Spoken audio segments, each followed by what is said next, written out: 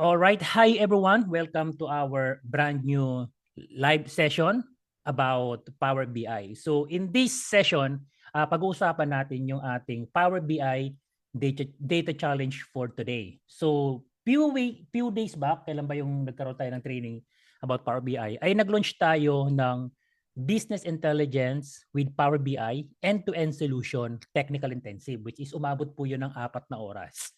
And of course, naintindihan naman natin yung kalagayan ng ating ibang mga kababayan na naghahanap lang talaga ng mga short video pero gusto nilang matuto ng Power BI without knowing the lecture and without knowing the more theories about it. Kumbaga, action agad, bakbakan. So with this, naisip natin or yes, of course, nilaunch natin na magkakaroon tayo ng Power BI dito challenge and ang pinaka-purpose natin nito ay magre-rerun tayo ng ating Power BI desktop tulad ng last time. But ang kagandahan nito, in less than 120 minutes ay tapos na yung program natin. And ang coverage ng topic na to, syempre hindi masasacrifice yung kabuuan ng training natin because we will learn here how to download training materials. Saan natin kukunin yung training materials natin? And of course, how to download itong ating Power BI of course. And yes, meron din tayo ditong how to connect Power BI to Excel dataset kasi yung meron tayo. And of course, hindi mawawala yung 4 na task ng isang data analyst which is yung data preparation, data modeling, data analysis. In this time, gagamit tayo ng DAX and of course, data visualization. And the advantage of this is no more complex lectures or theories. Wala rin tayo ditong Q&A para maiksi lang yung video natin.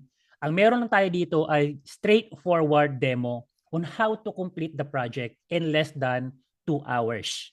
Okay? Sabi natin, para ito sa mga learners natin na naghahanap ng mabilisang solution and time-efficient na end-to-end project demo pa rin ang gagawin natin.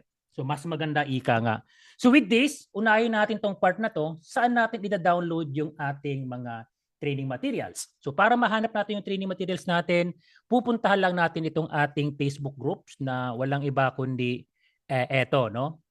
Data Analytics Philippines. So buksan natin yan. Okay, just to visit it, search that or join kayo dito. Then of course, what you gonna do is puntahan natin yung ating files kasi nandito yung ating materials natin. Then kukunin natin itong financial dataset mslearn.zip. Okay, but kaya naka-archive kaya to. Okay, and of course this one, we have to download this one. So December 26 yung ating huling run nito. So download this one. Right, click this dot, then we have to download this. Okay, downloading tayo and yes, bubuksan natin to. Okay, right click natin yan and then we have to open files of this file. Okay, show in folder na lang siguro. Mas okay yon. Alright? So mabilisan lang and i-cut natin to sa ating download file natin. Okay, cut natin yan at ilagay natin sa ating desktop. Right? Yan. Then this one, we have to extract kasi nandyan yung ating file natin. So extract all here, then next or extract, then there you go, meron tayong ganito. Ito na yon. Siyempre, pag nag-double click ka sa loob or sa folder na yan, merong lalabas na isa pa. Okay, ano yon? Ito pang isang another folder na to. Lalabas tong part na to. So right click here, and then cut ulit, and then paste para mawala sa loob. Para yung pag nag-open tayo ng ganito ay diretso na kaagad dito sa ating dataset. Okay, so nandito yung ating assets, nandito yung ating logo, nandito yung ating dataset which is ito yung gagamitin natin. Tapos ito yung pinaka case studies natin which is our financial report email. So bago tayo magpatuloy, buksan natin to. Then basahin natin kung ano ba ang gagawin natin dito sa ating task natin na to, sa project natin na to. So here, basahin lang natin ng konti. Subject, request to financial report preparation in dashboard development. Hi, Daniel Abante. I hope this email finds you well. As part of our ongoing project effort to streamline decision making and provide comprehensive insight to our executive team, I am assigning you a task to develop financial report in dashboard. Please find the attached files yung Excel file natin containing the relevant raw data for this task. Kaya pag binuksan natin tong part na to, yung dataset natin na yan, ito yung relevant file na kinakailangan natin for this particular task. Okay? So just click that X button, then continue tayo dito. So yung details natin dito, ang gagawin natin is we have to clean our data, we have to model our data, we have to analyze our data, and of course, we have to visualize our data. Yung final output natin is the deliverable should be a comprehensive dashboard or report that effectively communicates the financial and sales performance to the CFO, ensuring the dashboard is intuitive and highlight actionable insight. Deadline, we require the completed report and dashboard before the end of the day. So bago matapos yung araw, dapat masabit na natin yung report natin. So please prioritize this task and reach out if you encounter any challenges or required clarification. Thank you for your prompt attention to this matter. We are confident in your expertise to deliver an exceptional output. Best regard, Salvador D. Magulangan, Sales Director. So yan yung gagawin natin. Then of course, syempre, we don't have any lecture anymore here kasi nga ano na to, direct to the point na tayo ng demonstration natin. The next thing na gagamitin natin, since alam na natin yung task natin, nagagawa tayo ng dashboard and it should be undergo with data prep, okay, data modeling, data analysis, and database. So the next thing to do is, ito ang gagawin natin dito. So we will open our project task, yung na-prompt natin dito. Na ang sabi natin dito is how to download, okay, Power BI desktop.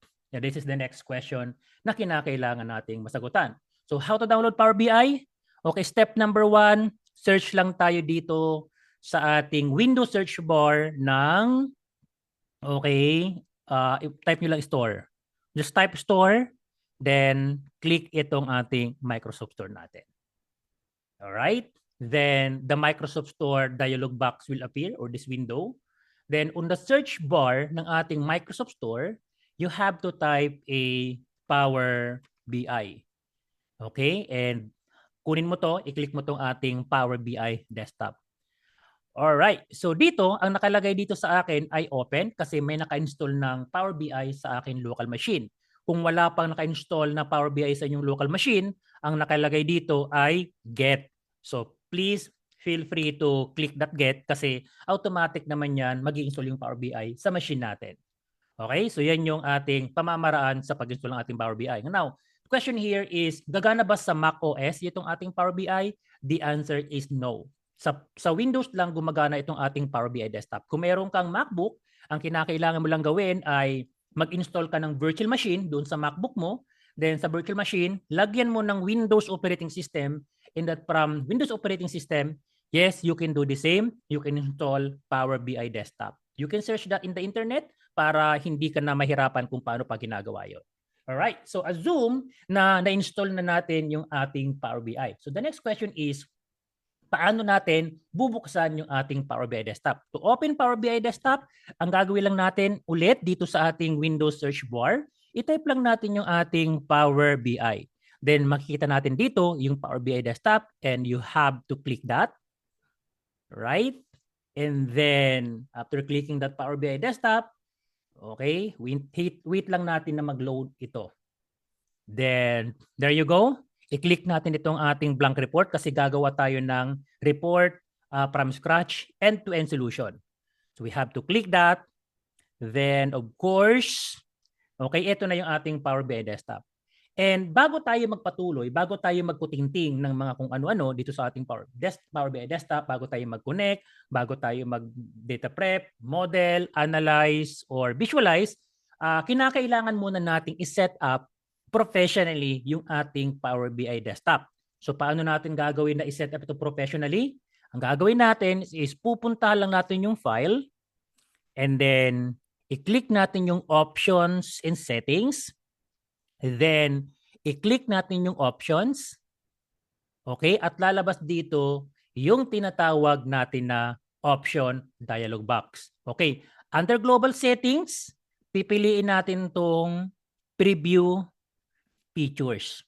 Okay? Yung preview features natin, make sure lahat ito naka-check para lahat ng functionality ng Power BI ay magamit po talaga natin. And dahil nandito tayo ngayon sa global, ibig sabihin lahat ng files natin dito sa Power BI ay maapektuhan kapag sinet natin ng ganito. Then the second thing na gagawin natin dito is yung data load natin under dito sa ating current file. And then, ang tatanggalin natin dito is we have to make sure na itong update or delete relationship when refreshing data, make sure naka-uncheck po yan. And another thing na dapat naka-uncheck is yung ating auto-detect new relationship after data is loaded. And yung pangatlong dapat naka-uncheck is yung time intelligence auto-date in time, dapat naka-uncheck po ito. So ito 1, 2, 3, sila po ay dapat naka-uncheck para yung mga bagay-bagay ay gagawin natin manually at ayaw natin na i-automate yung Power BI yung mga task natin kasi kung minsan pag ginawa natin yan ay naguguluhan tayo kung ano yung in-adjust ng Power BI, alin yung hindi. Okay? So the third settings na kinakailangan nating maayos ay yung tinatawag natin na regional settings under pa rin dito sa ating current file. So i-click ko lang tong aking regional settings. Then pipiliin ko dito yung United States kasi yung dataset ko ay naka-United States. Okay, ngayon ano ang palatandaan naka-United States yung ating data? Ang pinakasimpleng palatandaan dyan ay bubuksan nyo lang yung ating file natin. For example here, okay, we have that, itong ating dataset natin. And of course, okay, i-open natin itong files natin na to. And silipin mo yung date na meron ka. Okay, kapag nakita mo dito na ang format mo ay sabihin natin na month, okay, for example here, no, ang format natin ay month, date, and then year. Okay, ibig sabihin yan, naka-US format tayo. So yan yung ang pipiliin natin doon sa ating Power BI desktop. Pero pag nakita mo naman dito ay sabihin natin naka-date, and then month, and then year, YYY, ibig sabihin, naka-UK format niya. So, yamang nakita natin dito na naka-US format, this means, ito na ang pipiliin natin dito. Okay? Naka-US format tayo. So, click OK. Okay? So, para mag-take effect yung ginawa nating settings, baka mat hindi sinabi, kinakailangan natin i-restart yung ating Power BI para mag-take effect lahat ng settings na ginawa natin. So, bago natin to i-terminate, kinakailangan muna natin i-save yung ating Power BI desktop. So para magawa natin yan, i-click lang natin yung file, then i-click natin yung save, and of course, you have to click more option, then i-click natin tong browse this device, at hahanapin natin kung saan natin siya gustong i-save. For example, nandito yan sa ating desktop, okay, and financial dataset MS Learn, i-click natin to, i-open natin yan, then i-rename natin to. Take for example, financial report. Right? And then click save. Okay? Dahil nakasave na yung file natin, pwede na natin tong i-close para mag-take effect yung lahat ng file, yung lahat ng settings natin. So, hindi ko naman kinakailangan yung recovery, so I will remove all of this. All right. Now, the next question is, okay, paano natin bubuksan yung ginawa nating file na Power BI, yung PBIX natin? So para ma-open natin yon, ang kinakailangan lang natin ay buksan natin yung file kung saan naka-save yung ating file.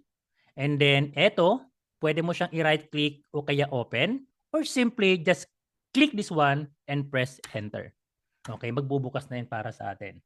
So now, kumpleto na yung ating task na na-download na natin yung ating Power BI. Okay, na-open na natin yung ating Power BI. Then, na-configure na natin yung ating Power BI. Na-save na natin yung ating Power BI. And of course, last but not the least, ay na-reopen na ulit natin yung ating Power BI. So that is the basic operations na ginagawa natin. So the next thing to do, according to our topics to be covered here, is we have to connect our Power BI to Excel dataset. You know naman that Power BI could offer hundreds of connection. So all you have to do is go to home and then get data. And if you click more, ito yung mga files ito yung files na konektado sa Power BI. Pwedeng i-connect sa Power BI. Meron tayong Excel, meron tayong text, meron tayong JSON, folder, PDF, SQL, Access, all the way here sa pinakababa, pwede natin i-connect yan sa Zoho, okay, sa Vena, sa Microsoft Teams, and a lot of things. Okay? But our task is we will connect our Power BI to our dataset, which is itong ating financial dataset. This is a revised 2024. So ngayon, nabanggit ko kanina na pag magkukunik ka sa Power BI, there's a lot of solution or there's a lot of option ang pwede nating piliin. The question is, ano ang pipiliin natin dito? Napakasimple na ng kasagutan. First step is alamin mo muna kung anong klaseng file ang meron ka. Take for example this one. So, para malaman kung anong klaseng file to, I'm gonna right-click this one, this file, and then i-click yung properties, malalaman ko dito XLX.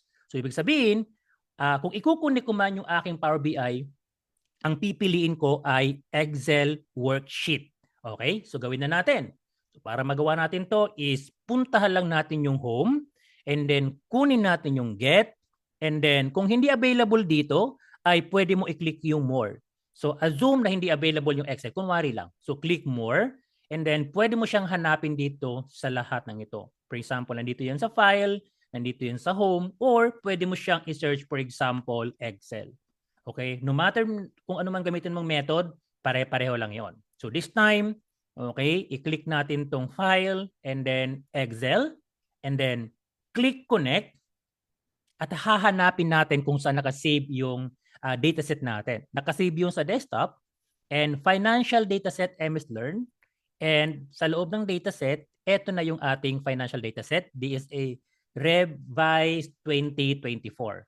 Okay, click open.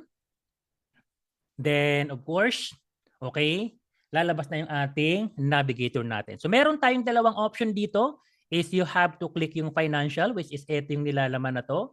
And we have to click also the sheet 1 para ma-explore natin kung alin yung dapat nating i-load.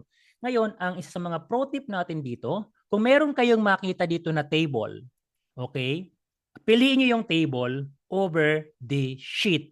Okay, kasi kapag table kasi yung format natin, ibig sabihin yan, ang babasahin lang talaga yung Power BI ay yung nasa loob lang ng mismong table, which is a very, very good para sa atin kasi ay hindi na makakasama yung ibang mga data na hindi natin kinakailangan. So, yun yung ating sa mga best practices. Ulitin ko, kapag meron kayong nakitang table at kumpleto yung table natin ng ganito, yan yung pipiliin natin. So, para mapili natin siya, all we have to do is to click this checkbox and click yung transform natin.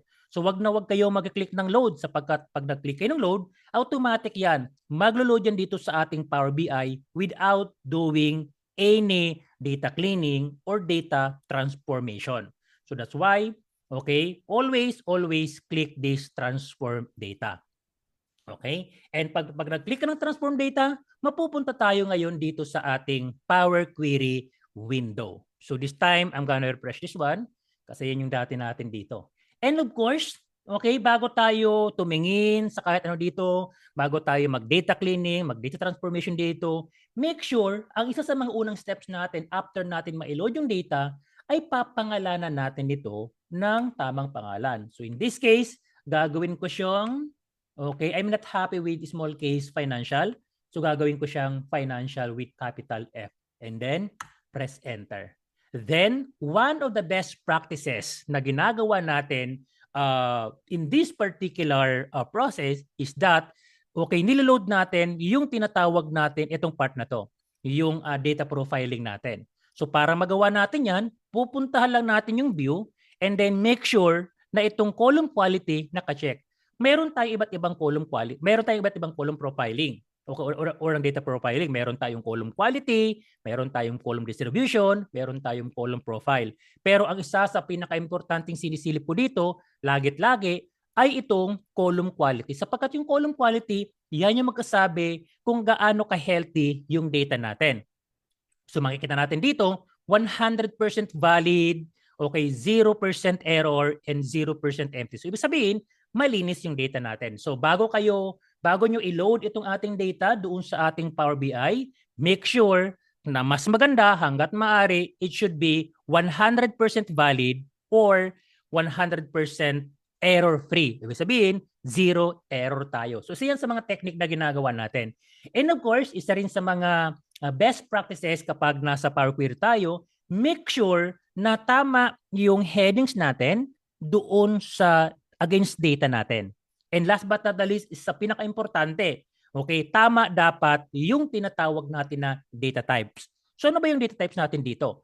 So sa Power Query or sa Power BI, ang data types natin ay if you click this icon na to, yung ABC o kaya yung 1, 2, 3, if you click that, ito yung iba't ibang klaseng data types na meron tayo. Meron tayong decimal number, fixed decimal number, whole number, percentage, date, time, date, meron tayong time, meron tayong date, time zone, duration, text, true or false, binary, and local.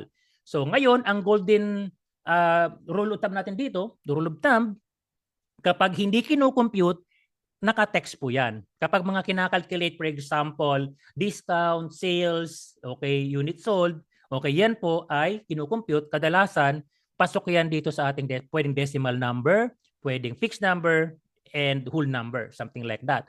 So, i-check natin yung data types natin against doon sa data natin. This one is text. I'm okay with that. Ito country, ABC, I'm okay with that. ABC or text para sa ating product. Discount ban is ABC. And unit sold, na mapapansin natin dito, naka 1.2, meron siyang decimal point. So I think that unit sold, mas bagay sa kanya kung gagawin natin siyang whole number. Okay, pinalitan ko lang and I'm gonna click that new step. So para mapalitan to, all I have to do is to click that 1, 2 icon and then piliin natin tong whole number. And you are good to go. Mapapalitan natin yung data type natin. So this one, I'm gonna click the add step here. And we have also a 1, 2, 3 manufacturing price. Oy, hindi ako komportable dito kasi price ang pinag-uusapan. Might as well, I will gonna click this 1, 2, 3 icon and I will select the fixed decimal number kasi dollar po siya. Okay, similar to this, yung sales price, yung sale price natin.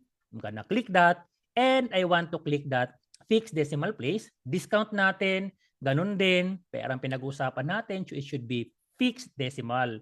Right? And yung COGS natin, cost of goods sold, okay, it should be also a fixed decimal place. So ayun. And this one date is date. I'm happy with that. Okay, so ngayon, take for example here, di ba, sa ating segment natin, ang gusto ko siyang i-transform like in Microsoft Excel, di ba? This time, gusto ko tong palitan, gusto ko tong gawing lahat ng uppercase. So kung mapapansin natin, meron tayo ditong dalawang tab sa ating menu natin. Meron tayong transform at meron tayong column. Kung mapapansin natin, dito sa add column, meron diyan nakalagay na meron din. Meron tayong uppercase, meron tayong lowercase, di ba? Sa format natin. Sa transform natin, meron din. Okay, meron din itong part na to. Meron din lowercase, uppercase. Ngayon, ano ang pinagkaiba ng dalawa? Ang pinagkaiba ng dalawa, kapag nandito ka nang galing sa add column natin and you transform that data, for example, uppercase, okay, what will happen is that magkakaroon siya ng panibagong column here at may iwan itong part na to. Okay? So kadalasan, ginagawa natin yung ganyang bagay kapag kinakailangan pa natin gamitin itong ating original column na to para ma-transform pa natin o para ma-manipulate pa natin. Okay? So this time, mali yung iginawa ko dito. Di ba? Mali kasi dapat ay hindi ko naman siya gagamitin on the next, kumbaga, I just want to replace this one. So, i-undo ko yung aking ginawa. And pag press mo ng Control Z, walang Control Z dito sa ating Power BI. Okay, ang gagawin mo lang is para ma-undo mo yung lahat ng bagay na ginagawa natin dito sa ating applied step, all you have to do is to click that X button. For example, if I'm going to click that one, what will happen next is that nawala yung ginawa natin na we transformed this one, we capitalized all text and added new column. So what I want to do here is to replace this segment, okay, to uppercase the text, then papalitan ko lang tong column na to. So pipiliin ko dyan yung transform kasi sabi natin na kapag transform ay i-replace niya lang yung column na selected na to. So i-try natin. So transform, and then we have a format here, and then we have a uppercase, and there you go, napalitan natin. Okay? And we have here, uppercase text ang meron tayo dito. So ngayon, na-transform na natin itong ating Power BI, okay? Itong ating dataset natin using ating Power Query on Power BI. So, i-load na natin to doon sa ating Power BI. So para ma-load natin yan, ang gagawin lang natin is kiklik na natin yung home, and then close and apply, then of course, we have to click this close and apply. Okay, so there you go. Ito na yung ating Power BI. So loading na po siya. Alright, so now, since loading na itong data natin na to, okay, explore muna natin ano ba yung ating Power BI window natin. So sa Power BI view natin dito, ay meron tayong iba't ibang klaseng view. Meron tayong report view na kung saan dito natin makikita lahat ng drawing natin sa Power BI. Dito natin ilalagay yung chart, yung column chart, yung pie chart, yung area chart. Diyan natin i-drawing lahat ng bagay na yan. Dito naman sa ating table view, dito naman natin makikita lahat ng dataset or lahat ng table o lahat ng query na connected yung ating Power BI. So sa pagkakataon na to ay since connected yung ating Power BI doon sa ating financial dataset, okay, that's why mayroon tayo dito isang table na mahanap. Tapos dito naman sa ating model view, dyan naman lalabas yung ating mga table na kung saan dito natin gagawin yung pag-establish ng relationship. Ano bang kinalaman ng isang table na to other table? Okay? Ngayon, question here. What if meron kang gustong baguhin doon sa ating Power Query? Paano tayo makakabalik doon sa ating Power Query window natin? So para makabalik tayo sa Power Query window natin, ang gagawin lang natin ay pupuntahan natin yung home and then i-click lang natin yung transform at eto po, babalik na ulit tayo dito sa ating Power Query window and pwede mo nang gawin yung mga bagay na gusto mong gawin dito. Transform, okay, extract text, capitalize, okay, lowercase the text, everything na available dito sa ating Power Query, you can do that freely kapag nandito ka na ulit.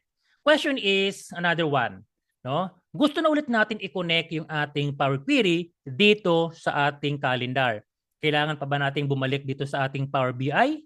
Or meron bang option dito sa ating Power Query mismo para hindi tayo mahirapan? The answer is, meron tayong option dito sa ating Power Query. So dalawa yon. Unang-una, under Home tab, i-click lang natin yung New Source. Then, eto din yung kalalabasan parang nanggaling tayo doon sa ating Power BI. For example, if I'm going to click More, okay, mapapansin natin, eto din yung ating window kanina or dialog box na nakita galing doon sa ating Power BI. Okay, another option is that you can right-click in our query pane and then new query tayo dito and then we have more, then there you go, siya din yan ang lalabas dito. And kung paano ginawa kanina, yung pag-select ng ating dataset natin, ganun at ganun lang din. So sa pagkakataon na to, ang pipiliin natin yung dito na lang siguro. Galing home, new source, and then more tayo dito. Ikukunik ulit natin. Okay, nandito naman lang yung Excel natin. Huwag na natin pahirapan yung ating sarili. So i-click natin yung Excel workbook and then i-connect natin yan. Then hanapin natin kung saan nakasave para sigurado tayo. Nasa desktop po yun. And we have a financial dataset. And we have here yung dataset natin. Tapos i-connect natin dito sa ating calendar. Then click open. Alright? Pag click natin ng open dito, similar sa nangyari kanina, meron kang option kung saan mo siya gustong i-connect. So dahil sheet 1 ang nakalagay dito, yan na lang ang pipiliin natin. Pero once again, pag may table na nakalagay dyan, you have to look at it. Maybe the best option is the table, not the entire worksheet natin. Pero ito dahil nag-iisa lang to, we have to select this sheet number 1 and then click OK. So kung napansin mo kanina, walang nakalagay doon na transform. Bakit? Kasi nasa Power Query tayo. So this time, I'm gonna refresh this button. Then ito, I'm not happy with this one kasi sheet 1. Gusto natin lagyan to ng tamang pangalan. So para mapangalanan natin to, gagawin ko tong, for example, calendar. Okay, calendar. Alright? Yan. Kasi ito yung maging ating calendar table. So if you look at it, 100% valid, 0 error, 0 empty, and I'm good at it. Tapos yung kanyang data type ay date. So okay na ako dito. Ngayon, gagawa tayo dito ng parang calendar table natin. Calendar lookup ang gagamitin natin. So all I have to do here is I'm gonna select this one. Then, since I want to create a new column and gagamitin ko pa to on my next task, so that means mas komportable ako or mas tama na piliin natin tong add column na to. Kasi this time, gagawa tayo dito ng calendar table. So this time, we have to click the add column and under date, we have to select year. then kunin natin tong start year na to. Okay? Sa mga nagsisimula pa lang sa Power BI, masanay kayo na meron kayong parating dalawang column. Okay? Isa para sa series, for example, start of the year, tapos isa para doon sa ating slice and dice, which is yung year na mismo. So, i-click lang natin tong date na to. Under add column ulit, we have data here and year. Eto, pag pinili natin, kukunin niya yung taon na to. Take for example here, mapapansin natin we have 2023 and 2024. So, ganun siya. Ito para pang series natin. Ito naman para pang slice and dice natin. Okay, pang filters, something like that. Okay, etong part na to, gawa ulit tayo dito para sa quarter kung gusto natin. Para sa quarter naman, i-click natin tong ating data or date, then piliin yung quarter, then of course we have a start of quarter. So meron tayong ganito. Then of course, para makuha natin yung mismong quarter ng taon, okay, select that data column, data, and then pipiliin naman natin tong ating quarter of year. So nakalagay dito, 1, 2, 3, 4, indicating first quarter, second quarter, third quarter, and then fourth quarter. So click OK. So how about gusto ko naman ng month? Okay, ganun din. I-click natin yung ating date column na to, then data, piliin natin yung month, and sabi natin, masanay tayo na meron tayong lagit-laging ganito, yung start of month, kasi ito yung pang-series natin later on. Okay, so mapapansin yan is January 1, February 1, hanggang doon sa December 1, lagit-lagi, kasi start of the month. Okay, insert ulit tayo dito. Yung mismong buwan na, we have to select the year, yung month natin, tapos yung month. Yung month natin, simply 1, 2, 3, all the way to 12, indicating as December. So 1, 2 hanggang 12 months tayo dito. Pwedeng pang-sort itong bagay na to. So another one, mag-insert tayo dito halimbawa ng tinatawag natin na month name para makuha natin kung January ba yan, kung February ba. Okay, so we could select that, for example here, yung month name mismo ang pipiliin natin. So we have here January, February, March, April, all the way to December. Okay, what if gusto kong extract dito yung first character natin, I mean yung first 3 character natin, madali lang. Okay? So since gagamitin ko pa itong part na to, for example, I have an option na gusto ko full month, mariretain ito. And gusto ko another column na mag-extract ng isa pang column na kung saan nakalagay ay Jan, Feb, March, Mar, APR, all the way to DEC. So ganun gagawin natin dito. Select this month name na to, then puntahan natin yung add column, and this time, we have to click the extract 1, 2, 3, and piliin natin tong first character na to. Maraming option dito, but we have to get the first character, and ang bilang natin from left is we have a 3. So, sabihin Jan or Jan, Feb, Mar, APR. So, pag click natin ng okay dito, mapapansin natin dito, okay, that is Jan, Feb, all the way to December. Okay, ngayon, itong part na to, kung mapapansin natin, hindi tama yung pangalan. So, papangalanan natin to ng mas maayos. So, I'm gonna double click that one, or I will right click here, and of course, I will rename this particular one. Okay, ito ay short. Okay, month name yan, pero okay, that is parang sabihin natin na parang short na lang ang ilagay natin dito. Kumbaga yung shortcut natin, no? Like for example, Jan, Feb, like that. Alright? And of course, pagdating sa bagay na to, mapapansin natin ay ang nakalagay diyan ay inserted first character. Okay? In real world, marami ang lalabas dito ng mga steps natin at baka mahirapan tayo pagdating ng panahon kung anong ibig sabihin ng inserted first character. Kaya naman, ang isa sa mga best practices dito ay pinapangalanan natin to ng intuitive or something na mas madali nating maintindihan. In this case, so instead na first characters, ang gagawin ko dito, i-right click ko yan and rename. Then of course, sabihin natin na inserted, okay, month, okay, month, name, short, okay? Ngayon, pag binasa mo to, alin ba ang mas may kabuluhan para sa atin? Yung inserted first 3 characters or yung inserted month, name, short? So kayo na lang ang humusga. But best practice here is kailangan mong lagyan ng intuitive name, descriptive but very very short yung ating mga query step natin para pag binalikan natin, madali natin maintindihan kung ano ang ginawa ng bagay na yon. Alright? And of course, okay, dagdag pa natin dito. Insert pa tayo dito ng another series. Ito naman, gagamitin naman natin pang series na kung saan start of the month, yun yung gagamitin natin later on. So I will demonstrate later on why is that the case, bakit kinakailangan natin magkaroon ng dalawang ganito. Okay? For the sake of yun ang gagamitin natin sa visual. Okay? I-select natin yung date natin under add column, and then we have add data natin dito, and we have month here, and we have to select the start of the month. Okay? And then, oops, nakalagay dito, baka masira yung ating program. So, we have to cancel that kasi usually, dapat magkakasunod-sunod yung mga bagay-bagay. Kasi otherwise, baka magkaroon ka ng problema. So, always better sa nagsisimula pa lang, always select the last action natin para hindi tayo magkamali or para hindi tayo magkaproblema sa malapit na hinaharap. Okay, i-click natin to ulit. We have add column here, data, and we have something like this. We have month and start of month. Okay? So, ito, we will rename this one. And this one, isabihin natin na ang format ito, no? I will right-click this one and then rename.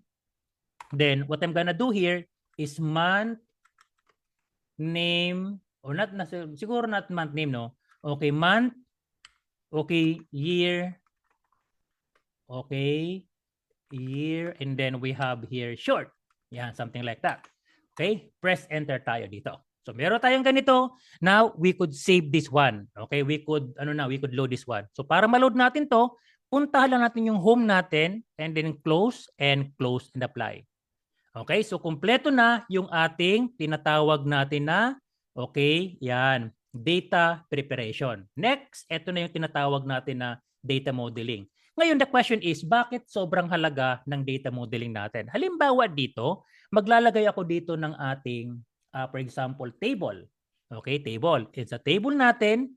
Lakayin ko ng konti. I will drag here yung ating calendar and I will put here the year and right-click here and I will don't summarize para makita natin na meron tayong right-click here and don't summarize. No? Meron tayong 2023 at meron tayong 2024. Now, the next question here, if I'm going to drag here yung ating unit sold dito sa ating column natin, mapapansin natin pareho-pareho sila na 1125806, 1125806, and 1125806. Is that because wala tayong established na relationship between this particular table? Okay, kung gusto niyo malaman yung kabuuan ng lecture nito, mahaba-haba ng konti, please feel free to watch our long video. So anything na meron kayong katanungan, yung sa mga long video natin, nandoon yung mahabang paliwanag. Okay, so saan mahahanap yun? If you're going to open here our Facebook or our YouTube, and of course, hanap tayo dito, for example, Data Sense Analytics, just search on that.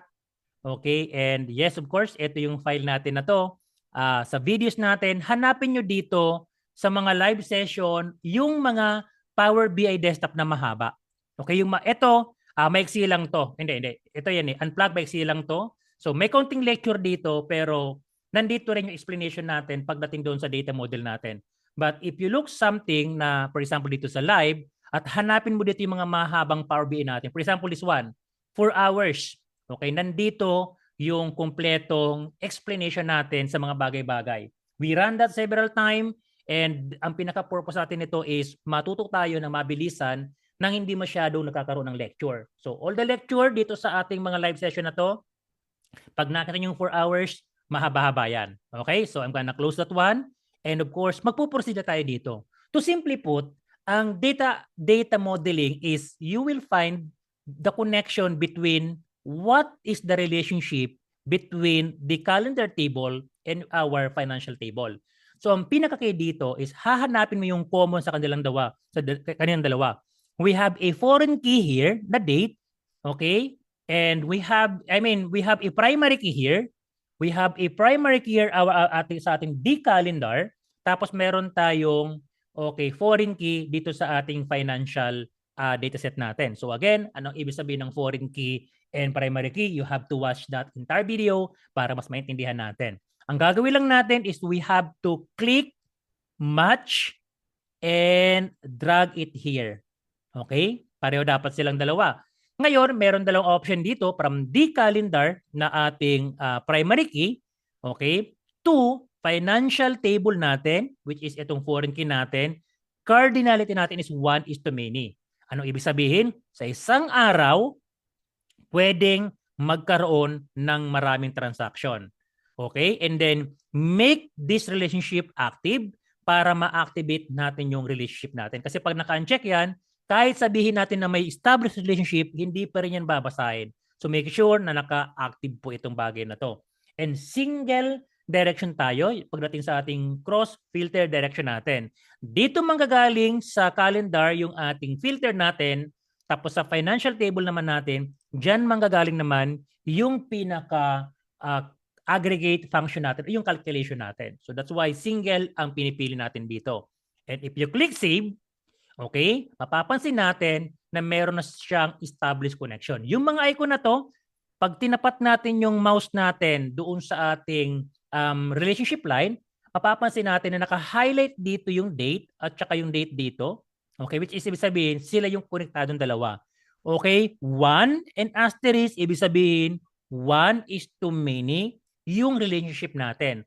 Pagdating sa cross-filtering natin, okay, meron kang makitang arrow dito. Ibig sabihin, dito manggagaling yun, papunta dito. Okay?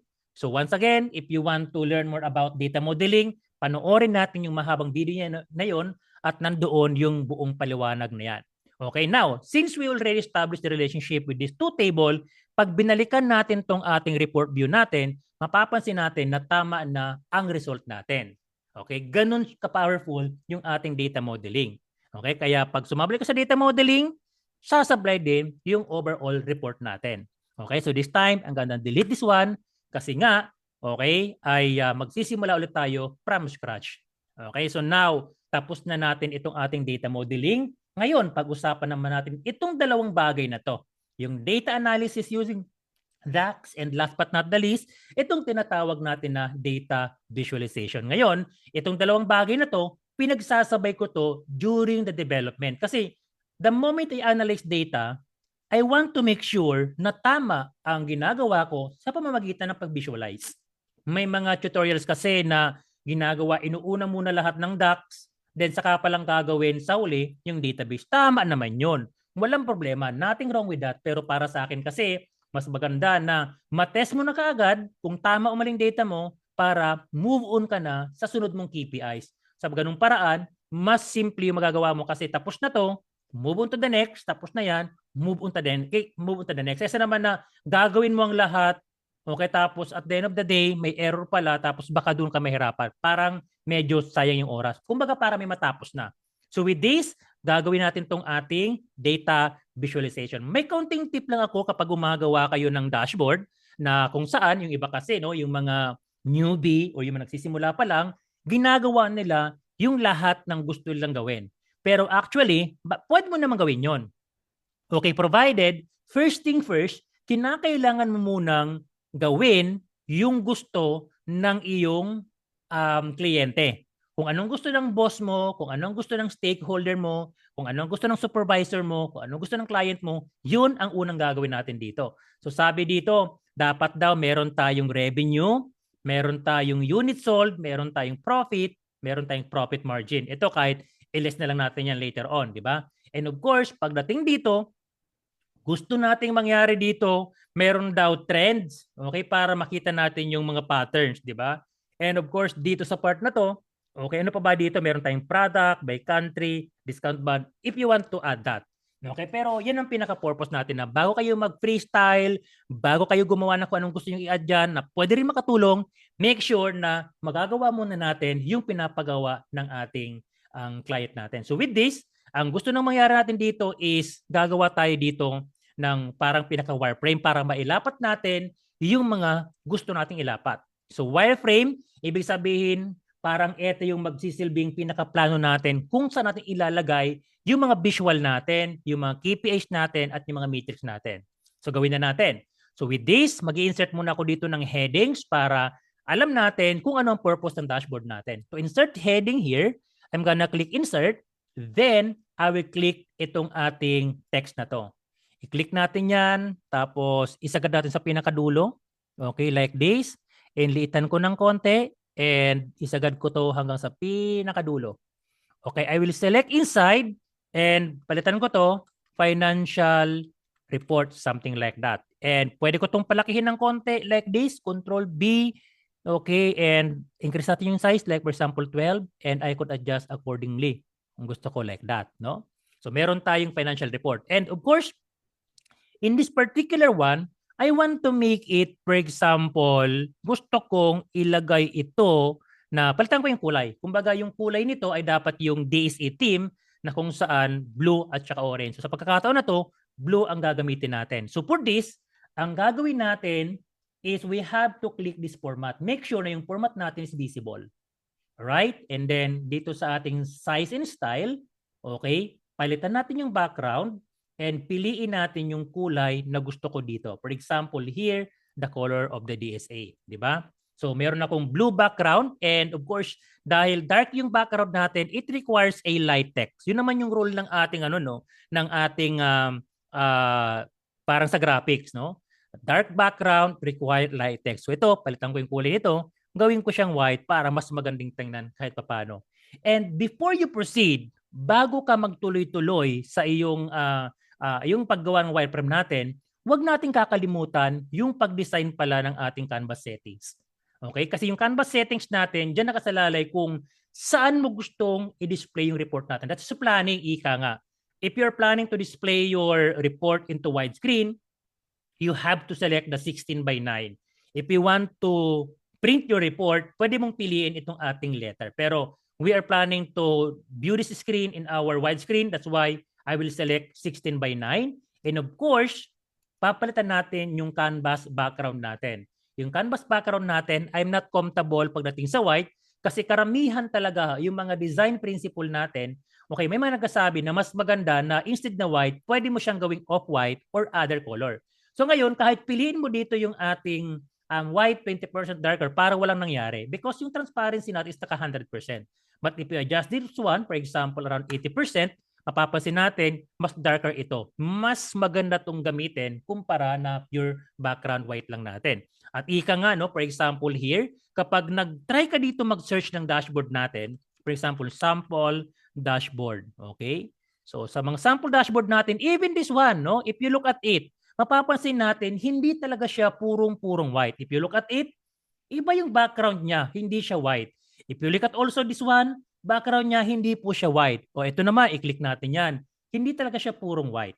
So, ganyang klaseng principle. Ito, magandang dashboard to. Yung dashboard, yung background niya, hindi siya purong white talaga. It's something like a little bit darker para meron tayong patunay or indicator na, itong part na to is a background and this one is a tile or yung object natin para mas malinis tingnan, ika nga.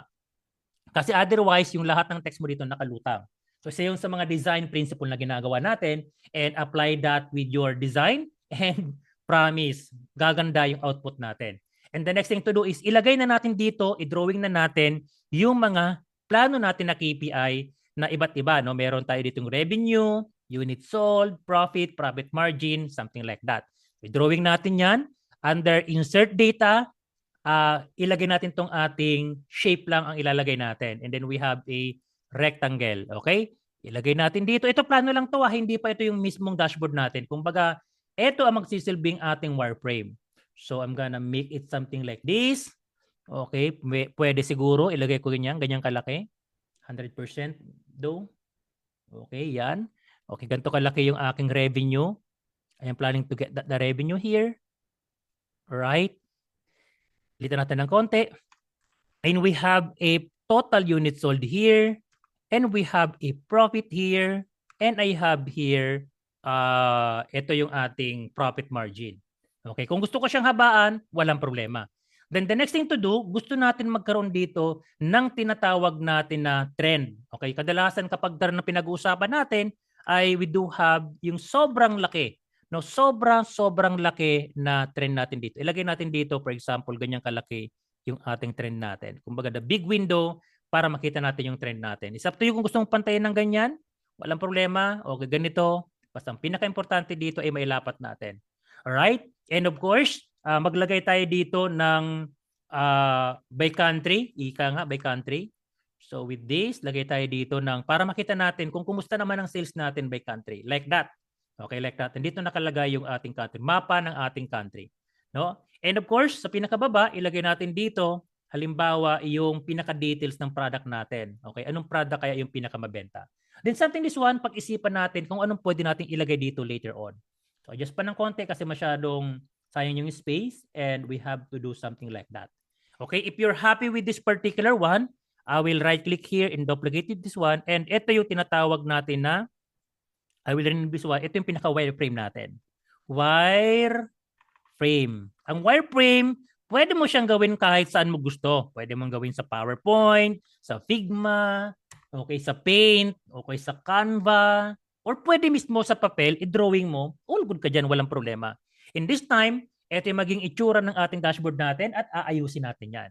So ngayon, ang gagawin natin dito, ilalagay na natin yung mismong analysis at titingnan natin kung tama yung ginagawa natin. So kumbaga, after natin may analyze, visualize na kaagad. Ganon ang gagawin natin. So with this, what I'm gonna do here is I'm gonna delete that one kasi papalitan ko yan ng single big number. Kasi kung mapapansin natin to, bakit ganito ang design natin? Meron tayong mga single big number dito, meron tayong isang malaking chart dito, meron tayong mga details ng ganyan. So usually kasi, okay, meron niyang ganito. Kung baga, yung design natin ay hindi naman talaga yan natin pinaghirapan natin, pinag-isipan natin tayo, unique. Kadalasan, ganun talaga ang mga design ng dashboard natin. Meron niya mga single big number katulad ng ganito. I will right click this one para mas makita natin and then open to new tab. Like for example, this one. Meron tayo ditong single big number tulad ng ganyan. For example, new account, total expenses, company value. Then meron siyang isang malaking graph na kung saan ipinapakita yung trend. If you want to do that, go ahead. At meron ditong another details, for example, like that. Like for example, pie chart, maps, or table. Di ba? Maraming ganyan mga design. So, hindi natin talaga siya na original na sa atin. Okay, maraming pwedeng gawin dito. Ayan, mga kadalasan. Yung mga chart natin, naglalakihan po talaga yan. Okay, kasi yan yung gusto nating ipakita. So, similar to this, ganyan na ganyan yung design natin. Okay, so now, balik tayo dito sa part na to. Mag-insert tayo ng tinatawag natin na parang ganito. Single big number. Okay? Sa mga nagsisimula pa lang, okay, I encourage you to insert a tile or yung ating graphs natin galing dito sa insert nito. Kasi dito kasi nakakategorical yan by, for example, bar chart, line chart, donut chart, maps, slicer. Mas madaling makita dito yung category natin. O kaya naman, pwede mo siyang makita dito sa ating build. Yun nga lang, kung hindi ka sanay, baka mahirapan ka ng konti. Okay? So, sa mga nagsisimula, I suggest na dito kayo kumuha na lang siguro para mas maintindihan natin ano ba yung mga nilalaman ng ganito.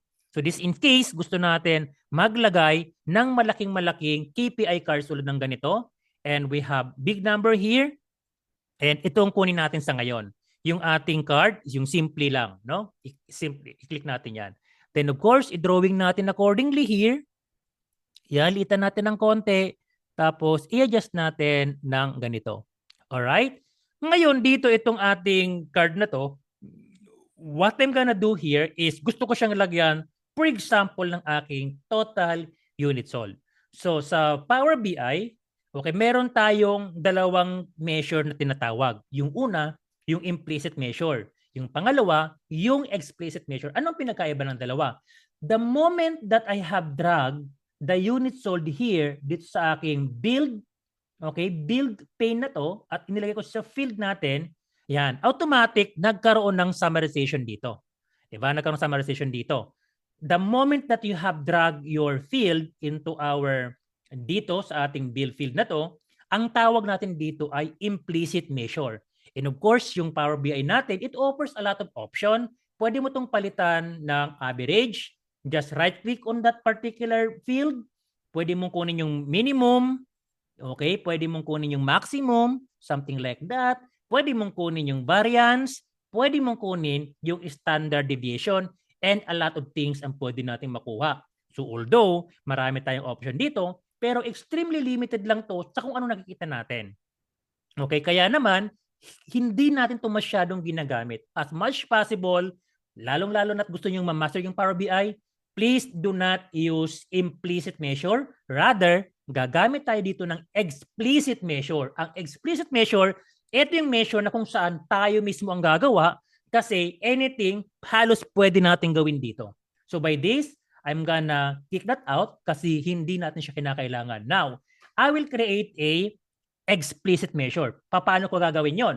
So meron tayong isang paraan. Una, i-right click lang natin yung table kung saan natin gustong lumabas yung ating measure natin. Right click here at pipiliin natin tong new measure na to. Pwede yon. Pangalawang option natin is we have to click the table. Then puntahan natin yung table tools na contextual menu and i-click natin yung measure na to. So kahit alin sa dalawang piliin mo, you will landed into similar window. So sa pagkakataon na to, i-right click ko na lang to and then new measure para makita natin. Okay? Lalabas itong tinatawag natin na formula bar para sa ating measure. Okay, click inside and then i-click mo yung ating expand to full page para ma-expand yan. Ito, pwede mo siyang lakihan. Just click control on your keyboard and scroll up and you are good to go. Ngayon, sa pagsusulat ng measure natin, kinakailangan natin ng tinatawag natin na DAX, Data Analysis Expression. So, ganito siya ginagawa. Sa pagsusulat ng DAX, una, kinakailangan mo yung measure name. So, for example, sa measure name natin, example is total quantity, okay, total unit sold na lang. Total unit sold, yan yung pinakaunang format natin, equal sign, then followed by anong function ang gagamitin natin. So, pwedeng sum, pwedeng average, okay, pwedeng mean, di ba? Pwedeng max, okay, pwedeng a lot of things na pwede natin gamitin dito. So, this time, gusto natin kunin yung summary, di ba? Or yung total. So, that is sum. Okay, mag-tab lang ako dito. And one thing that I really like most here in Power BI, kasi meron siyang tinatawag na IntelliSense. Ang IntelliSense, ito yung mag-guide sa atin throughout the process natin. Nandito yung function natin at yung column natin. Tapos ito yung ibig sabihin nito. Adds all numbers in column. Okay? So, sum tayo dito. Then followed by what? Okay, kukunin natin saang table manggagaling. Manggagaling yan dito sa ating financial table. Okay, and then open square bracket. Anong column mo kukunin or i-compute yung ating measure na yon? So we have a unit sold, something like that, and close mo lang yan and you are good to go. So ganito yung pamamaraan natin kapag magsusulat tayo ng measure. First, we have pangalan ng measure, and second is yung equal sign. The third is anong function ang gagamitin mo. We have open close parenthesis here. Then next by saang table manggagaling, and followed by anong column ang gusto mong i-calculate or i-compute. Ganyan siya sinusulat. And of course, pag click natin ng commit dito, ayan, pag walang lumabas na error, ibig sabihin tama ang ginawa mo. Okay, ngayon, ano bang pinagkaiba ng measure kumpara sa iba? Kung mapapansin natin dito, yung measure natin ay meron siyang parang calculator icon. Okay? Pag meron siyang parang calculator icon, that means that it measure. So ngayon, what I'm going to do is I will drag it here. Okay? 1 million, pareho lang ang nangyari kanina. But this one, kontrolado mo kung anong gusto mong gawin sa bagay na to. Sum, max, count. Marami kang pwedeng gawin dito. And of course, gusto natin gawing professional yung pagkakasulat ng ating measure natin. So para maging professional yan, all you have to do is to click inside here and expand. Okay, like that. And para masulat natin to professionally, ang ginagawa natin is measure name, equal sign, tapos naglalagay tayo dito ng next line. So para magkaroon ka ng next line dito, pwedeng gamitin yung Shift Enter, okay, for the next line, or Alt Enter. No matter kung anong gamitin mong method, pareho lang po yon. Okay, total unit sold is equal to yung function natin. Okay, then there's one line and another function para doon sa argument natin or parameters natin. And we have that closing. Ganto ang tamang pagkakasulat professionally. Okay, the reason why kaya natin ito ginagawa for the sake of readability. We have a measure name, equal sign, yung pangalan ng function natin on the next line. Then on the next line, we have a argument. Then of course, yung closing natin. Okay, click commit. Parang walang nangyari. Okay, kasi wala naman error. But okay, it doesn't matter. Hindi naman babagal o bibilis yung model natin. However, makakatulong yan pagdating sa tinatawag natin na readability of the program. Okay, meron tayong 1M dito. And pwede mo siyang ayusin kasi still, you're not comfortable with this. Pwede natin siyang format. For example, here, yung size and style natin, yung background, pwede mo itong palitan. Tulad ng doon sa header natin, we have here blue color. And of course, dahil blue color na siya, yung text natin, yung call out value, pwede mo itong palitan, pwede mo siyang gawing white para maging white yan dito. And of course, yung decimal place natin dito, 1M buong buo, pwede mo siyang palitan. Example, dalawang decimal place, so we have 1.13 million. At kung mapapansin natin dito, huwag niyong gagamitin yung default natin na 45 kasi pag pinublish natin yan doon sa ating web, sobrang laki nito. So might as well, pwede mo itong liitan, example 32, para naman kahit papaano ay when you publish this one into our web, ay hindi ganun kalaki. So ginawa ko siyang 32 para mas maliit ng konti. Okay? Then of course, dito sa ating category label natin, gagawin ko siyang white din para kita yung ating total units sold.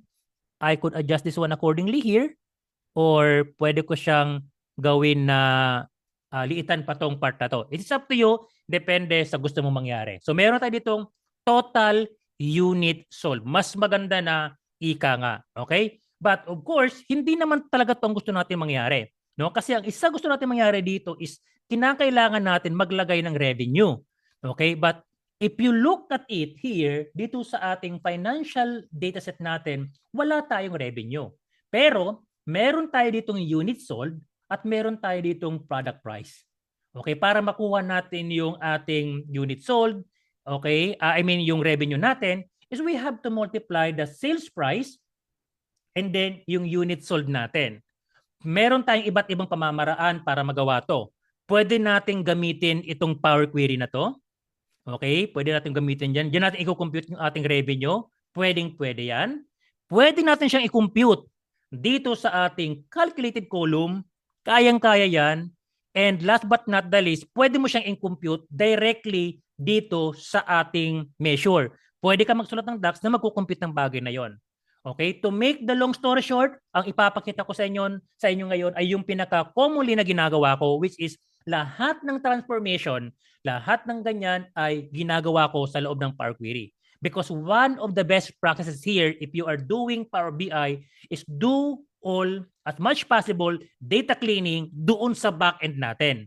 Okay, hindi dito sa ating model, hindi dito sa sa front-end na to, di ba? Doon sa back-end dapat. So mas maganda, sa SQL pa lang, sa source pa lang dapat makompute na. Or as much possible, pwede mo siyang gawin dito sa ating Power Query. Kaya yun ang i-demo ko sa inyo. So this time, we will compute the revenue by multiplying the unit sold into our sales price para makuha natin yung sales amount natin. Okay, gagawin natin yan from home para makapunta doon sa ating Power Query. Kinakailangan natin i-click yung transform data natin. And of course, dito yung ating financial data natin. Sa pinakabandang dulo, yan natin ilalagay yan. And I want to make a new column. So add column ako dito. Then this time, pipiliin ko tong custom column. Kumbaga, gagawa ko ng sarili kong program para makuha ko yung aking total o yung sales amount natin. So I will click that custom column na to. And then papangalanan ko to ng sales amount. Okay, sales amount. Then, I will multiply. Okay, quantity. Hanapin ko dito. Quantity. Yan, yung unit sold natin. Click insert. And then, asterisk para sa multiply natin. And I will multiply that into sales price natin. Insert. Then, unit sold times sales price. Okay, naka-check. Walang error. Ibig sabihin, okay po yung ating M code natin. So lahat ng ginagawa natin dito sa ating Power Query, ang tawag natin dyan ay M-code. So pag-click natin ng OK, as you can see here, meron tayo ditong 32,360 na kung saan yung 32,360 na to is the product of our unit sold and then sales price natin. I-check natin para masigurado natin na tama yung ginagawa natin. Okay, so that what we call, we have this one, unit sold is 1618 times we have a sales price, we have a 20. Okay, we have 20 tayo dito. And then press natin dito 32,360. Okay, 32,360. 32,360 tama yung result natin. However, if you look at it, nakalagay dito, ABC 123. Gaya ng sinabi natin, dapat tama ang data types natin dito sa ating bawat field natin. Otherwise, baka mahirapan si Power BI na basahin kung ano ba talaga siya. Kaya i-click natin tong ABC123 and itatransform natin to into fixed decimal number kasi pera ang pinag-uusapan natin dito. Now we have a right data type. Pwede na natin itong puntahan yung home natin, close, and then close and apply. Alright? Then, papapansin natin dito, may panibago ulit tayong column na ginawa. Okay, ano yon? Yung tinatawag natin na sales amount. So by this, compute na natin yung revenue natin. So I'm gonna delete this one. And of course, yung total units sold natin is gonna be okay. And ito yung papalitan natin. No, yung total units sold na to. So gawa ulit tayo ng panibagong measure. Kung kanina, nag-right click ako dito tapos new measure, yung pangalawang methods naman ang ipapakita ko. Same lang yon. I-click mo tong financial table natin. Table tools tayo dito. Tapos new measure. Alright? And then, di ba pareho lang? Okay, click inside. And then, click expand to fit. And eto na yun dito. Paano sinusulat? Pangalan ng measure, which is yung total revenue. Okay, ganyan. Revenue equals. Alt-enter tayo. Yung function na gagamitin natin, we have sum. Okay, i-close na natin. And saang table manggagaling? Manggagaling sa financial table. Anong column ang gusto natin i-compute? Walang iba kundi yung ating sales amount. Okay, and then click commit here. Okay, walang error na lumabas. Okay, good. Ibig sabihin, okay, ito yung ating total units sold. We could kick that out, remove that data, at papalitan natin ng total revenue. Okay, so meron tayong 127.93 total revenue natin. Now, the question here is that if you look at it, dumarami yung ating DAX natin, di ba? Okay, in real world, hindi lang yan isa, dalawa, kadalasan marami yan. Okay, dahil dumarami to, baka mahirapan kang i-organize yung file natin. Kaya naman, sa punto na to, ay tuturuan kita kung paano i-organize yung ating mga measure natin. Na kung saan gagawa tayo ng temporary table, a placeholder, na kung saan doon natin ilalagay yung lahat ng measure natin. Isa yan sa mga pro tip at isa yan sa mga best practices na ginagawa natin as a Power BI data analyst. So gawin na natin. Ang tanong, paano gagawin? So simple lang, punta lang natin yung home natin and then i-click natin yung enter data. Tapos dito lalabas yung ating create table. Ignore this one at papalitan natin yung table name natin. Naglalagay lang ako dito ng underscore para automatic doon yan lalabas sa pinakamataas na dito. Lalabas automatic. And of course, I will rename this measures kasi temporary table para sa measures natin. And pag click natin ng load, there you go. Meron isang table dito na lalabas. Okay? Which is yung underscore measure na ginawa natin. Ngayon, if you're going to expand that, may lalabas dyan na column 1. Huwag nyo munang i-delete. Okay? Otherwise, baka magka-problema kayo na hindi nyo gugustuhin ng problemahin. Okay? Next question here. Paano ko gagawin na yung total revenue ilalagay natin dito sa loob ng ating measure table? Good question. All we have to do is to click that measure table. Okay? Itong total revenue natin. And measure tools ulit. Okay? Huwag kalimutan yan. Then pagdating doon sa home table natin, pipiliin natin yung measure name na ginawa natin. So pag click natin ng ganito, okay, from this point, mapuput na yan dito sa taas. At para mailipat natin yung total units sold doon sa measure, uulitin lang natin yung proseso na ginawa natin kanina. So click that measure, measure tool, home table, gawin natin tong measure table na to. And there you go, malilipat yan doon sa taas. Okay, with this, okay, pwede mo na itong i-delete, right-click, and you could delete that from model. Yung ating column 1. Kasi hindi mo na siya kinakailangan para mas malinis tingnan, ika nga. Okay, yaman din nakagawa na tayo dito ng temporary table. Dito natin isusunod yung tinatawag natin na profit. Ngayon, if you're going to look at the formula of the profit, it should be total revenue minus cost of goods sold. Eh wala pa tayong program na magbabasa ng ating cost of goods sold. Kaya naman, gagawa tayo dito ng isang measure ulit na magsasummarize na lahat ng COGS natin.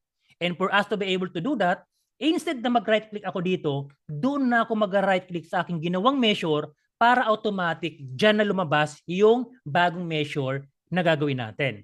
So right click here sa measure na to, and then new measure here, then we have a click that, and then expand natin tong bagay na to, and of course total, okay, COGS tayo dito is equal to, okay, di ba ganyan sinusulat? Okay, press enter, alt enter, shift enter, then yung function na gagamitin ko, okay, shift enter here, then sang table manggagaling? Manggagaling sa financial table, at anong column i-compute ko? Yung COGS ang i-compute ko. Then click commit, alright? And then I have to get back to single line ulit. Ito, tatanggalin ko to. Okay, kukopyahin ko yan. Something like that. Okay, and of course, itong part na to, no, ayan, tinanggal ko dito, ayan. Okay, yan. Kunwari nahirapan ako. Okay, we have here a total unit sold here.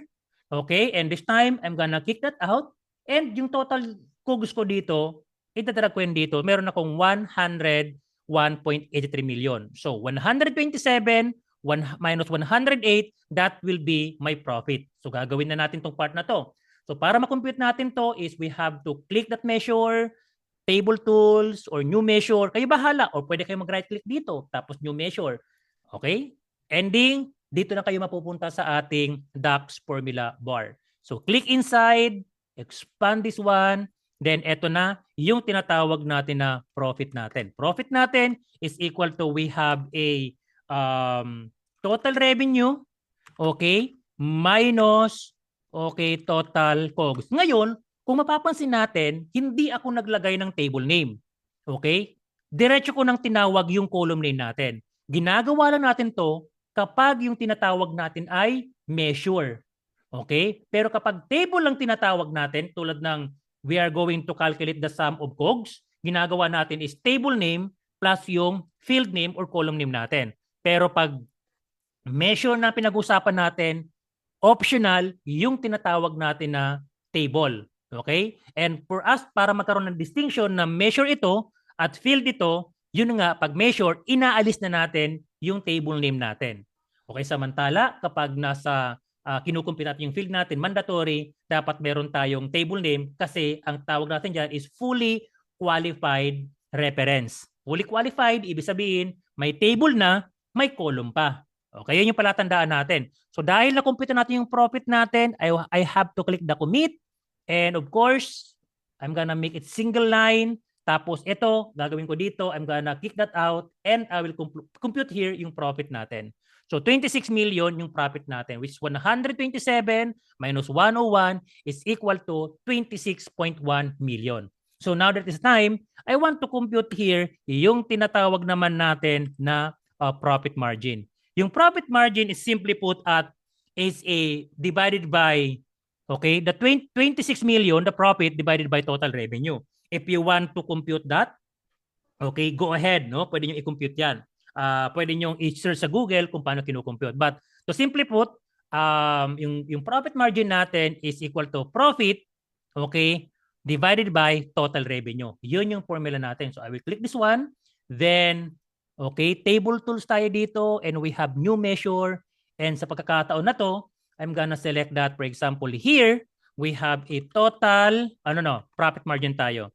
Okay, profit margin percentage is equal to, okay, pwede mong i-divide dito. We have, for example, here, yung profit natin, we have profit here. Pero ba yun? Profit, okay na wala. Okay, profit here and divided by total revenue para sa atin. Okay, then check it out. Okay, kung tama yung ginawa natin dito. So ito, sipain natin to and isipain natin yung profit, palitan natin ng profit margin. So we have a 0.20. Ngayon, kung titingnan natin, tama itong ginawa natin. However, meron kasing function dito sa ating Power BI, dito sa ating DAX, na kung saan ay pwede mong i-divide yung dalawang bagay na mayroon siyang passive na error trapping. Kasi alam natin sa pagdating dito sa mathematics that any number divided by 0, okay, is equal to, di ba, error tayo dito. So kaya ginagawa natin dito is we have a we will use divide function here. Divide function, and of course, yung intelligence na sinasabi natin dito, ayan, yung intelligence natin, di ba? Denominator or numerator. Yung numerator natin dito ay ano yon? Walang iba kundi yung tinatawag natin na profit. Okay, which ito yon. And then another one, comma, denominator natin, yung ating total revenue natin. O, di ba? Nakatago lang ng konti, guys, pero nandiyan yan. Okay, and then pwede ka maglagay dito ng comma, alternate result. Pag meron kayo nakita na open and close bracket, that is optional. Pwede kang maglagay ng blank, pwede kang maglagay ng zero, ganyan, or pwede kang maglagay mismo ng ganito. Okay, either way, it gonna works, no? Pero sa akin ngayon, gawin ko dito, blank na lang kasi para ma-simplify yung program natin. And of course, closing tayo dito. So similar to the format, we have a measure name, equal sign, the function name, at ito yung parameters natin, and of course, yung closing natin. So pag click natin ng commit, okay, mapapansin natin dito, pareho lang siya ng 0.2, walang labis palang kulang, di ba? Kasi, pero mas improve yung pagkakasulat natin dito kasi ginamit natin siya ng function. Now, if you look at it that is 0.2, medyo hindi ako satisfied dito because I want to make it, for example, 20%. Okay? Good question. Ang gagawin lang natin dito is i-click natin yung profit margin. And pagdating dito sa ating measure tool, meron kasi siyang formatting dito. Pwede mo siyang i-format as dollar, tulad ng ganito. Pwede mo siyang i-format as ito, yung tamang ganyan, yung parang comma. At pwede mo siyang i-format dito, for example, yung percentage. For example, 20.4. At pwede mong palitan yung decimal place, for example, 0. Okay? So ito, wala na siyang decimal place dito. Pag ginawa mong, nawala.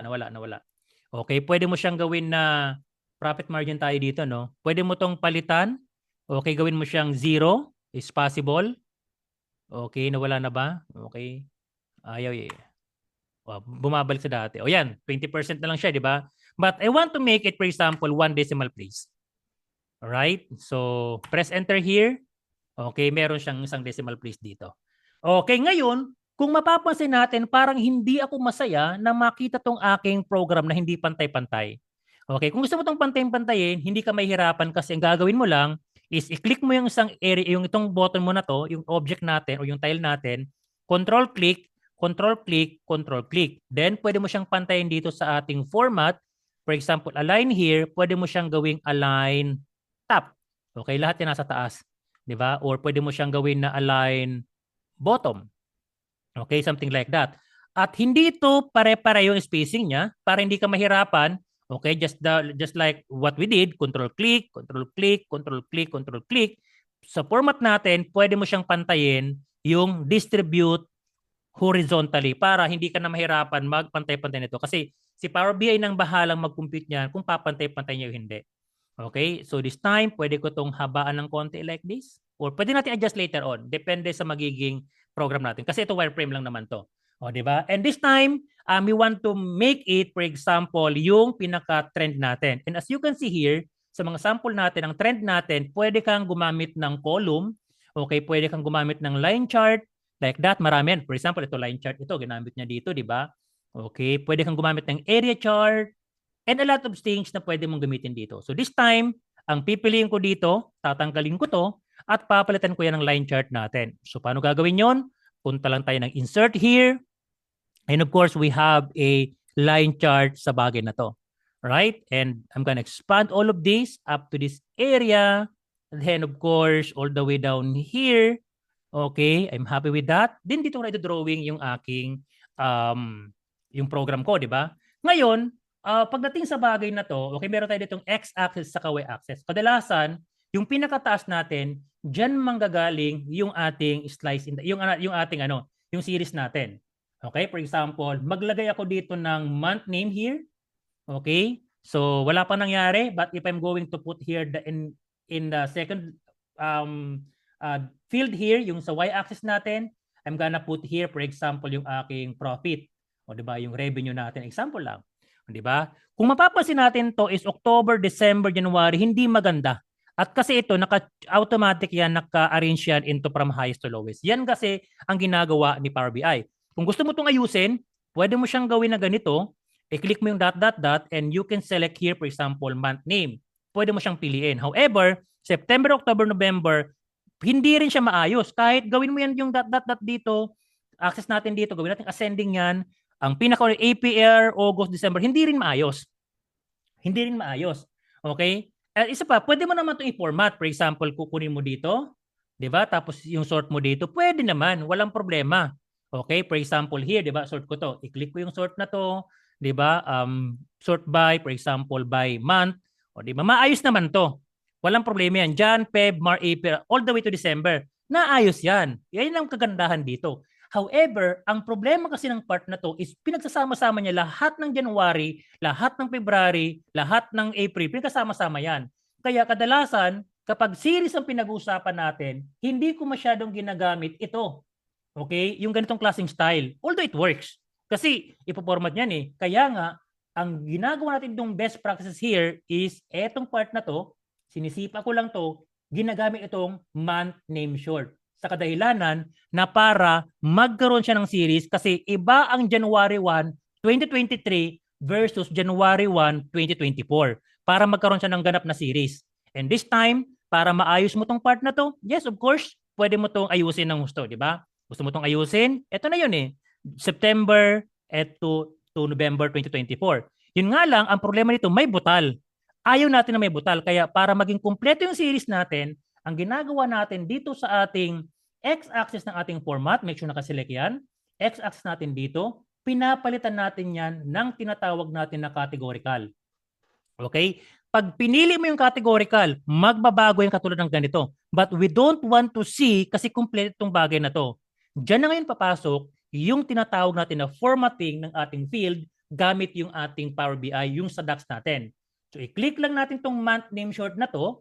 Okay? Tapos kunin natin yung column tools natin. Then yung format natin, pwede mo itong palitan ng short month. For example, MMM. Ibig sabihin short month yan. Jan, Feb, okay? Dash. Then YY, 23, 24, 25, and so on and so forth. So pag press natin ng enter, yung napakahabang date na to, napalitan niya ng mas simple na September 23. Okay, mas tama to kasi nagsimula yung sales natin ng September 23 all the way to December 2024. Kanina kasi, nung ginamitan natin ng short month, pinagsama-sama yung January, February at hindi natin nakita yung buong series. At yan ang dahilan kung bakit, okay, ginagawa ko pagdating sa series format natin, naglalagay ako ng special table na pang series natin. Okay? Isa yan sa mga pwede kong maituro sa inyo. There's a lot of solution tungkol sa bagay na to, pero isa ito sa mga ginagawa ko ng mabilisan. At gusto ko lang naman ituro sa inyo para in case na ma-encounter nyo ganyan, alam nyo na ang gagawin ninyo. All good? Alright, yes.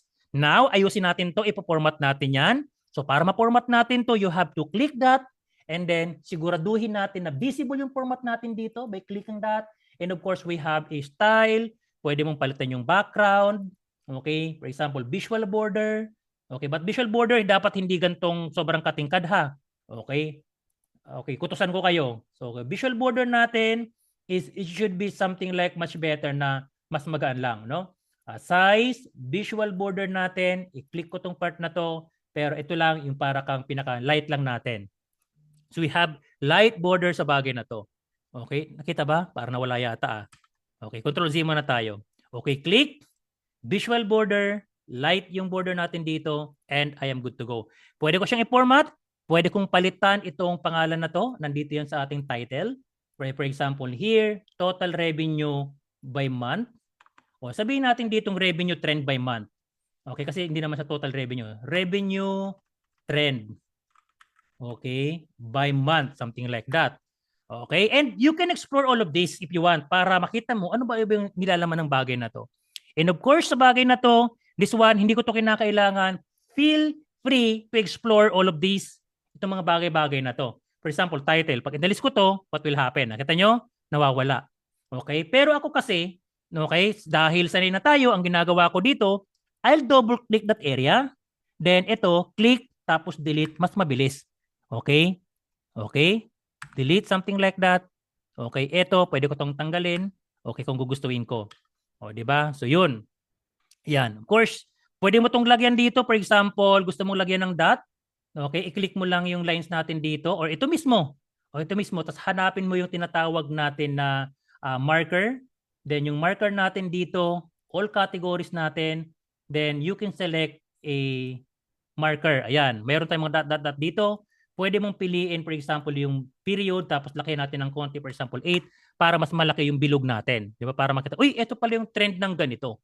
Di ba? And of course, kung gusto nating ayusin yung line na to, for example, we have yung lines natin, ayusin natin na yung color ng line natin is sumasabay doon sa ating color talaga, which is ito. Okay, pwede mo siyang lagyan ng parang shade area ng ganito. And of course, yung shade area natin, pwede mo siyang gawin around mga 80% para kahit papano, hindi naman awkward para meron tong nilalaman yan. 'Di ba? Kung gusto mong lagyan ng label yan, go ahead. Just click that and of course, you can put here for example, a label. Okay, data label. Nasaan yung data label natin dito? Okay, shade area here. We have data labels. You can on. Kung gusto mong ganyan. Okay, ikaw, bahala ka. Kung gusto mong ganyan, feel free. Walang problema. 'Di ba? Tapos eto, okay, dahil meron na akong label dito, I'm gonna click that, double click, tapos tanggalin ko na lang to, and I'm happy with this, something like that. Diba? Kung gusto mo tong pahabain pa, liitan, ikaw bahala, diskarte mo na yan. Okay? Pinaka-importante, magawa mo ng maayos yung program natin. Now, of course, meron tayo ditong para naman sa ating, for example, we have to put here yung ating maps. Okay? Yung maps naman natin. Delete ko lang to, then I will insert here a map. So yung map natin, dito manggagaling yan sa insert. Then I have to insert, for example, here. Ito yung map na to. I'm gonna click that. And I will draw here. Ayusin ko lang ng konti. Ayan, sagad na pala, no? Ayan. Tapos ito. Then I will adjust accordingly. Like this. Yan. Okay? Then yung map natin na to, sa location natin, pwede kong ilagay dyan yung country. Okay? Then meron tayong mapa. And of course, we have to put here yung bubble size. For example, this one. Gusto kong makita yung total units sold by country and I'm gonna select that. So mapapansin natin dito, okay, ito yung mga country natin. Okay, maganda pala yung benta natin sa Canada. Maganda pala yung benta natin sa US. So kasi mas malaki, mas kita natin, di ba? And total units sold by country, kung gusto mong palitan yan, once again, feel free to explore our format here. For example, ito sa ating size and then visual background. Check that, for example, like this. Ikaw, bahala ka. Gusto mong palitan yung pangalan. It is up to you kung anong gusto mong gawin dito. Okay, now that is the time na ang gagawin natin dito ay maglalagay tayo dito ng matrix. Okay, yung matrix gagawin natin dyan. Sa matrix natin, meron tayong dalawang pwedeng gamitin. Pwedeng gamitin yung table, pwedeng gamitin yung matrix natin. Alin mo sa dalawa, pwede ka mag-produce ng row and column. But more professionally, mas ginagamit ko yung matrix na to kasi mas marami kang pwedeng gawin dito. Ang isa sa mga halimbawa dito ay yung tinatawag natin na drill down analysis. No? For example here, row. Ano bang gustong lumabas dito? Gusto kong lumabas dito, for example, by country. Di ba? Tapos after that, dito sa ating values natin, gusto kong makita yung revenue natin. So as you can see here, meron tayong by country, tapos ito yung revenue natin. Ngayon, ang kagandahan kasi pag matrix over the table, okay, yung matrix kasi meron siyang tinatawag na drill down analysis. Halimbawa, dito sa Canada, gusto kong makita yung kanyang bawat segment, something like this. Okay, meron siyang plus dito, parang pivot table, di ba? Under segment, gusto kong makita yung by product mismo. Halimbawa, here I have a product name, like that. So, mapapansin natin, pwede ko siyang i-drill down katulad ng ganito. Drill down, turn on. So, pag nag-click ako dito, that is by channel. Isa pang click, ito naman ay by product naman. Okay, tapos aside from that, pwede ko pa siyang expand ng ganito. Ito yung sales natin by Canada, ito yung distributed. Pwede pa siyang ma-breakdown into by product. Kaya sobrang ganda to. Okay, yung drill down analysis natin. But in this case, I want to make it na yung product na lang ang pag-uusapan natin para makita ko kung gaano ka-healthy yung mga product natin. So I have here total revenue, we have product. Okay, so i-repeat ko na lang, i-close ko na lang to and i-close ko na lang to para mas makita natin. So this one, I want to see it to have a product. But as you can see naman, no, that we have a drill down analysis sa bagay na to kapag ginamit natin yung matrix. So this one, what I'm gonna do here is I will select the product. I will drag here at the rows. Okay, meron, hindi yan. We have a product here, product. Nasaan ka na? Okay, yung product natin nandito. Tapos sa values natin, pwede natin ilagay dyan yung revenue. Okay, we have revenue here. Meron tayo ditong total units sold. Okay, nandiyan yung total unit sold natin. And of course, meron tayo ditong profit. Ayan, meron tayong profit. Tapos last but not the least, meron tayong profit margin. Okay, ito mga total revenue, total units sold, pwede mo siyang ayusin accordingly. Okay, pero para ma-rename mo to, wala yan dito sa ating format. Okay, kahit hanapin mo yan dyan, walang title yan. No? So what we're gonna do here, for you to be able to rename this column na to, dito mismo sa values na to, i-right click mo to, rename for this visual, then for example, revenue, and you are good to go. Total units sold, rename for this visual, then something like this. Yan. Di ba? Profit natin, and we have profit margin. Kung gusto mo itong ayusin din, for example here, pwede mo itong gawin na, for example, prop margin. Okay? And you are good to go. Then, you can adjust this accordingly kung gusto mong gawin dito. Di ba?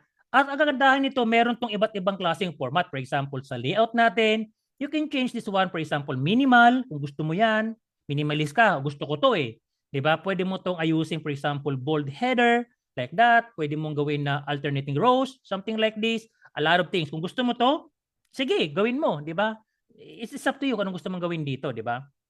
So meron niyang flashy rows, something like that. Ang dami niyang option dito. Meron siyang condense, and meron siyang, for example, here, meron niyang yung sparse natin.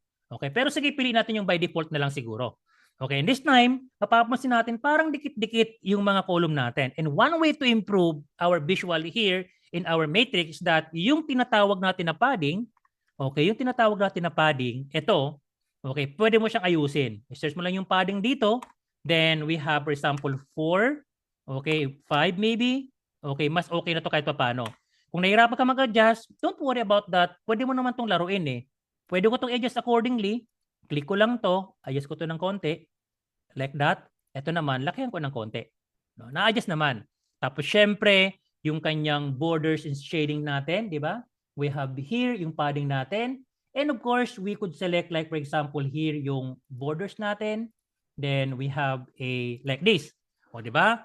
Pwede mo siyang laruin. Then of course, kung finance ang pinag-uusapan, karamihan naka-align niya into right. Okay, naka-align into right. So, how you are going to align this into right? So, para po, hindi na nasobrahan yata. Dapat wala tong scroll na to. Yan, wala yung scroll na yan. Okay? Yun. Okay? Align right natin to. Feel free to explore once again. Sabi natin, pwede mo siyang gawin dito. For example, here, column header dito, pwede mo siyang align into right.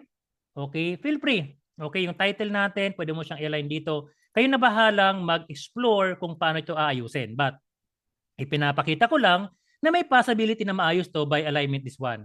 Okay? O eto naman, gusto mong gawin dito.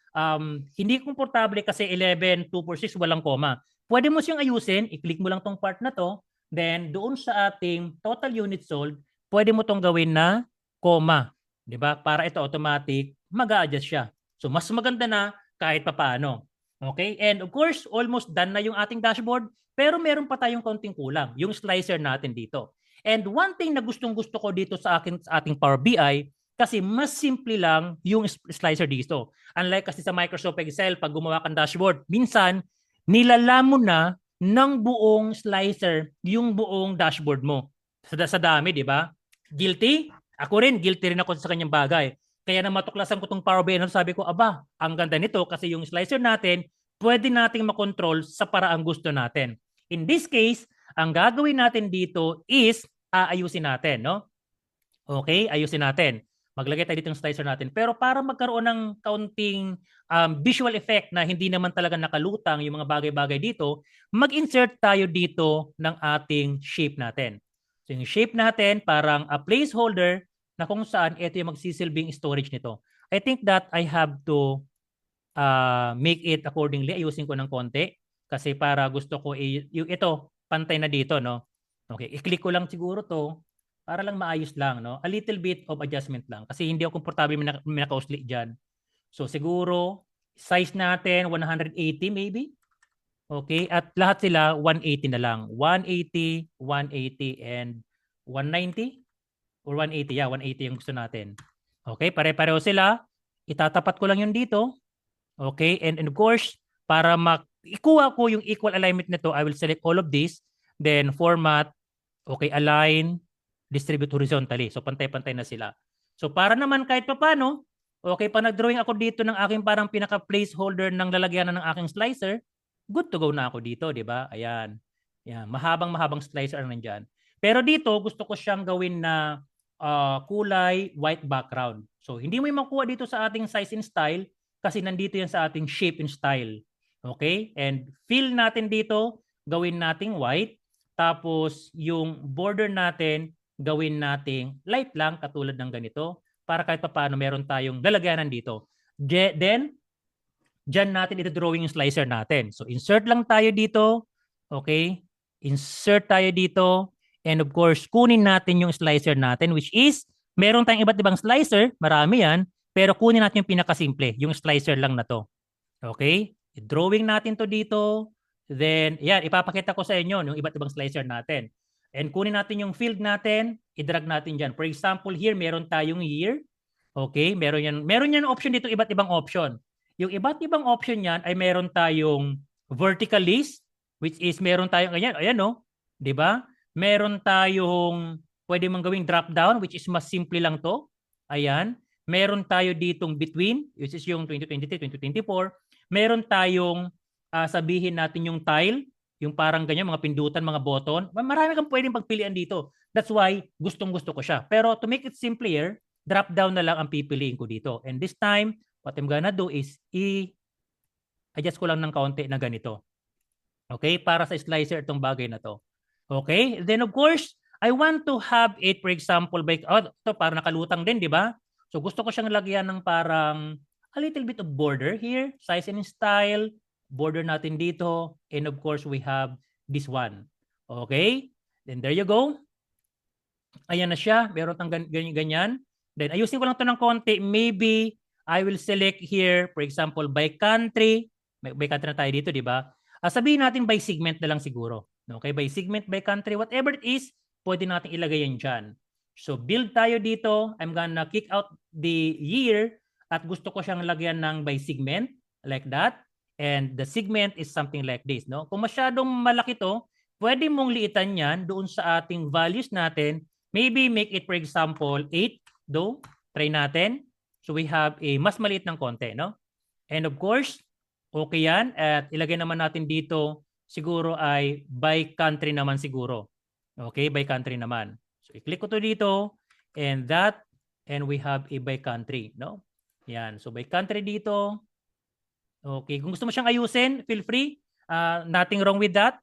Okay, kung gusto mong, kung ayaw mo nang ilagay dito yung by country, kasi meron naman tayo dito no? Kasi ang isa sa mga gustong-gusto ko dito sa ating Power BI is yung table mismo, I mean yung visual mismo, pwede mo siyang magawin na slicer. For example, if I'm going to click that one, okay, ito yun Ito yung sales natin sa Paseo.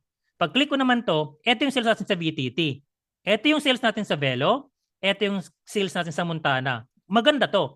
Similar with the country, pwede ko itong i-click dito. By country yan. By country yan dito. Which is ito yung para sa kung anong country man to na select natin na to. Diba? That is Mexico. Diba? Ito, ano naman to? We have i-click mo lang itong visual na to. That is Germany. O diba? Yun ang maganda. Tapos i-click mo lang dito sa labas. Babalik na yan sa dati. Okay, babalik na sa dati. Oops, ayaw ba? Okay, sa loob. Ayun, bumalik sa dati. No? Yan ang kagandahan ng ating Power BI. So ngayon, mami-minimize ko siya. Since meron ako ditong by product, no need na siguro maglagay ako dito. Since meron akong by country dito, no need maglagay dito kasi pwede na siya maging filter. Pwede rin itong maging filter yung month natin ng ganito. For example, yung sales natin ng June 2024. Ito, sales natin yan ng June 2024. Ito, sales natin yan ng October 2024. Di ba? Kasi naka-highlight yan dito. Di ba? Yan ang kagandahan ng ating Power BI kasi yung visual mismo, pwede siyang mag-act as your slicer. Okay? And of course, okay, ito, lagyan natin to ng parang, lakihan natin ng konti. Okay, lakihan natin ng konti ito. Yan. Tapos, ano kayang size nito? Okay, C2H yung size natin ay pareho para magandang tingnan. Sabihin natin 150. Okay, ito naman, another 150. Right? And of course, i-adjust ko na lang ng konti. Or, I will make it sure na dapat visible yung aking, yan dapat channel partners, dapat visible ang lahat ng yan. So I will check this one kung ano yung kanyang size na lang nito. Okay? Yung size nito ay 160. Maybe I will put it 160 na lang siguro. Okay, ito din. gawin ko to 160 kahit pa paano. And of course, okay yung distance niya, it's gonna be okay. Ayan. Then dito, ilalagay natin yung logo ng company natin. So for you to be able to put the logo of the company, all you have to do is to click insert and then image, hahanapin natin yung logo na gusto nyo for our branding. Okay, i-click mo yan, asset, tapos yung DSA logo circle official, then ito yon, you could adjust this one accordingly. Alright, and pwede mo siyang ilagay dito para naman kahit paano ay, okay, meron kang branding na, okay, this one is for DSA or brand na gusto mong ilagay, especially kung ang ginagamit mo dito ay yung, yung portfolio. Diba? This time, pwede mong piliin dito, ito yung sales natin ng 2024. Diba? Nakalagay yan dito. So we have January, okay, February, up to December 2024. And this one is a complete product natin, end-to-end solution kung paano natin gagawin yung ating dashboard natin. Okay, from dataset, okay, sa part na to, di ba? Napag-usapan natin. Okay, nandito yun, di ba? Oops, lumabas ng ganun na. Okay, nagalaw yata, no? So as you can see here, okay, gaya ng ipinangako natin, gagawin natin yan sa loob lamang ng 2 oras. Pero, ang kagandahan nito, yung quality ng contents natin ay hindi na kayo maabala pa na kinakailangan manood ng 4 na oras. Okay, ang downside dito, wala lang kasi masyadong lecture, pero sa tuwing meron tayong dadaanan na program ay inayos naman natin kahit paano. Nasaan yung ating promise natin dito? I think that is one. Okay, so na-download natin yung ating training materials. Okay, and na-download natin yung ating Power BI, na-launch, na-configure, na-connect natin sa dataset natin, na-prepare yung data natin, umabot tayo sa data modeling, data analysis using DAX, and we have a data visualization. And pag okay na to, you have to finalize your report. Tingnan mo, yung spelling and grammar, financial report, total revenue, total units sold, profit, profit margin, revenue trend by month, mali. Okay, just you have to make sure na tama yan. Okay, so check natin to dito. Kung baga kahit paano bago kayo mag-release ay make sure na tama yung spelling and grammar natin at walang sablay. Okay, we have total units sold by country. Okay, kung gusto mo itong ayusin dito, nasa left side, it's up to you. Explore nyo na lang. And this one is gonna be okay. Ito, page 1, I'm not happy with this. I-rename ko to into something like financial report. Okay? Then, ayun. Ayan, okay tayo dito. And of course, kung gusto mong palitan yung tinatawag niyang color, maganda dito kasi dito sa ating part na to, no, pwede mo siyang ayusin. No? Sa inyong ano natin na to. Dito yan sa ating dito. Okay, kung anong gusto mong team, ang piliin dito is pwede mong palitan yung team natin dito. Saan nyo makukuha? Hanapin mo yan dito. Isa-isain mo kung gusto mo sa view. Okay, and then kunin mo, for example, gusto ko yung yung dark mode, boss. O, di ba? Mag-dark mode ka. Walang problema, that's dark mode. Okay? Boss, gusto kong gusto kong medyo pang girling datingan, di ba? Lavender. Okay, go ahead. Make your report as a lavender. Pwede mong gawin yan dito. Di ba? Boss, gusto kong medyo professional yung approach natin and I want to make it, for example, here, like for example, high rise, di ba? Go ahead. Feel free. Maganda rin tong kulay na to, di ba? Marami kang pwedeng pagpilian dito. Gusto mo yung sabi natin by default? Yeah, of course, yan yung ginagawa natin, di ba? So yan, and of course, ito, I'm gonna control Z kasi gusto ko ibalik doon sa DSA color na meron tayo. Okay, so save natin to. And of course, yung sa nakaraang video natin ay pinablish natin yung kanyang buong file na to. So ito po yun, no? Yung report na to, di ba? If you download this one, almost similar output na ginawa natin dito, pero syempre, ito yung long methods natin. Okay, and feel free to explore this one. Okay, sa inyo na to, gamitin nyo as portfolio, ibenta nyo, pagkakitaan nyo, it's up to you. Paglaruan nyo, explore nyo. Okay, feel free to explore ano man ang gawin nyo dito. Okay, 100% pinapayagan ko na kayo na gamitin ito sa kahit anong gusto nyo, basta wag lang sa kabulastugan. Gamitin nyo sa mabuting paraan, make it yours, walang problema. Kasi, okay, kaya natin ito ginagawa para magkaroon kayo ng portfolio.